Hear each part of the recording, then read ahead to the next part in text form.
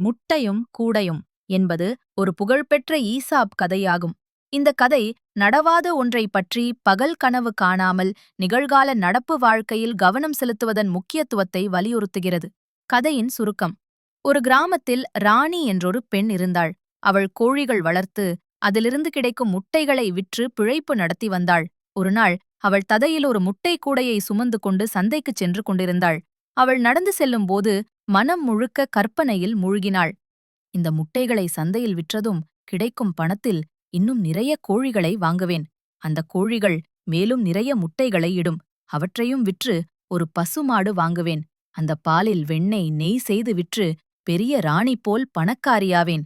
அதன் பிறகு நகரத்து பணக்கார பெண்களைப் போல நானும் விதவிதமான ஆடைகள் அணிந்து கம்பீரமாக நடப்பேன். என்னை பார்க்க வரும் இளைஞர்களைக் கண்டு தலை நிமிர்ந்து நடப்பேன். இப்படியாக கனவு கண்டபடியே உற்சாகமாக தலையை ஆட்டினாள். எதிர்பாராத விதமாக அவள் தலையிலிருந்த முட்டை கூடை கீழே விழுந்து முட்டைகள் அனைத்தும் உடைந்து சிதறின.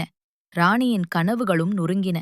இதன் மூலம் நாம் அறிய வேண்டிய நீதிக் கருத்து என்னவென்றால், நடவாத அல்லது எதிர்காலத்தில் நடக்கக்கூடிய விஷயங்களைப் பற்றி பகல் கனவு காணாமல் கையில் இருக்கும் வேலையில் கவனம் செலுத்த வேண்டும். கற்பனை கோட்டைகள் கட்டுவது எளிது, ஆனால் அவை நொறுங்கும்போது நம் மனமும் நொறுங்கிப் போய்விடும்.